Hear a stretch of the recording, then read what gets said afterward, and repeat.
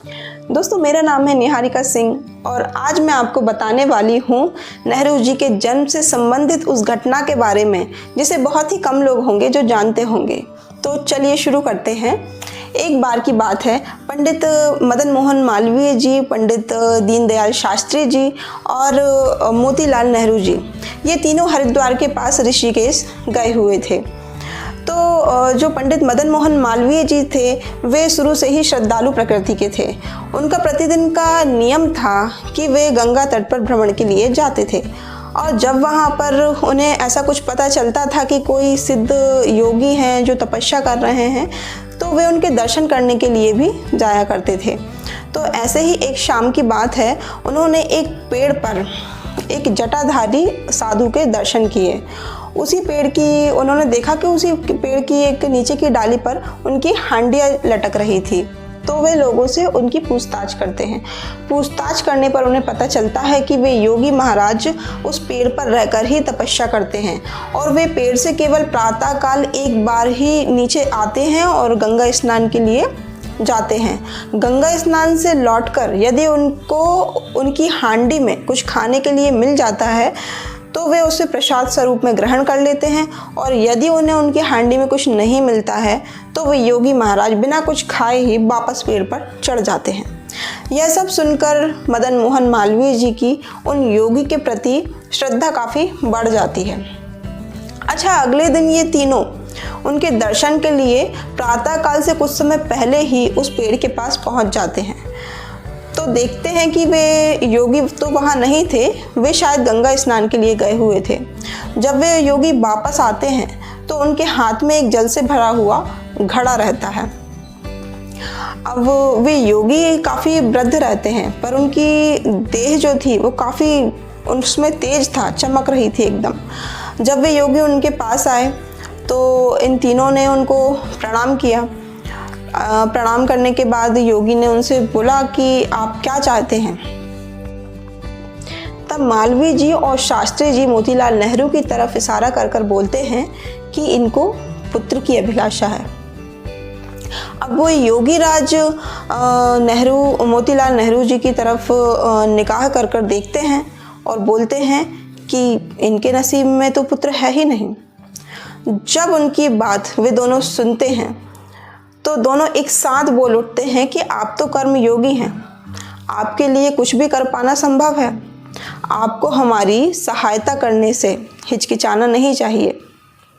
इसके बाद पीछे से शास्त्री जी शास्त्रों के वचन देकर ये सिद्ध करते हैं कि कर्म योगी के लिए कुछ भी कर पाना संभव है, तो आपको हमारी सहायता करनी चाहिए, आपको उपकार करने से पीछे नहीं हटना चाहिए। अब इन लोगों की बात सुनकर वे योगी शांत हो जाते हैं और कुछ विचार करने लग जाते हैं।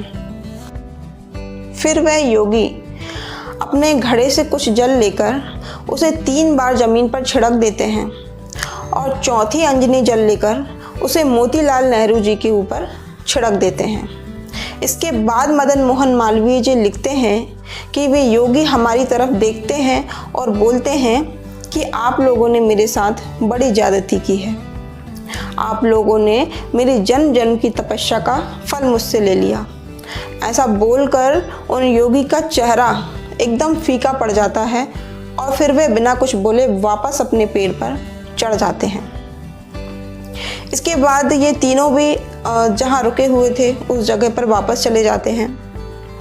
अच्छा, फिर अगले दिन फिर यह उन योगी के दर्शन करने के लिए तीनों उस पेड़ के पास आते हैं। तब ये देखते हैं कि उस पेड़ पर वह वृद्ध योगी नहीं थे, बल्कि उन योगी की मृतदेह उस पेड़ की जड़ के पास पड़ी हुई थी। दोस्तों, इस घटना के 10 महीने बाद मोतीलाल नेहरू जी के यहाँ एक पुत्र का जन्म हुआ जिनका नाम जवाहरलाल नेहरू रखा गया।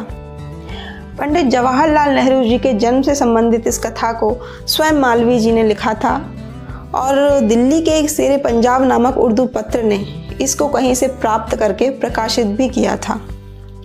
अच्छा, फिर इस विवरण को पढ़कर एक श्री NV सेन नामक सज्जन थे, उन्होंने इसके संबंध में जांच करने का विचार किया। तो उन्होंने स्वयं ही नेहरू जी को एक पत्र लिखा और इसकी सच्चाई बताने के लिए कहा। तब तारीख 25 मई 1957 को उनको श्री सेन को नेहरू जी के निजी सेक्रेटरी का एक पत्र मिलता है, जिसमें उन्होंने कहा कि शेरे पंजाब में जो भी विवरण छपा है उन्होंने उसको पढ़ा, पर उन्हें इस बारे में किसी ने भी कुछ भी नहीं कहा है। यदि यह घटना सत्य होती तो उनके पिताजी या मालवीय जी इस संबंध में उनसे जिक्र अवश्य करते। अच्छा, फिर श्री सेन ने जब यह पत्र मिला और उन्होंने यह पढ़ा, तो सेन ने फिर इस संबंध में शेरे पंजाब के एडिटर से लिखा पढ़ी की। तो उस एडिटर ने साफ शब्दों में यह कहा कि यह घटना मालवीय जी ने स्वयं एक निजी पत्र में एक प्रसिद्ध व्यक्ति को लिखी है और वह पत्र उनके पास अभी भी है, और उस पत्र को वह एडिटर श्री सेन को दिखाने के लिए भी तैयार थे।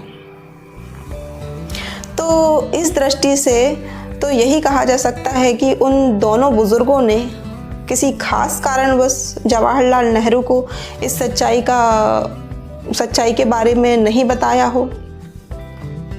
खैर, जो भी हो, इस प्रकार से तो यही कहा जा सकता है कि यह अज्ञान एक प्रकार से आशीर्वाद ही था।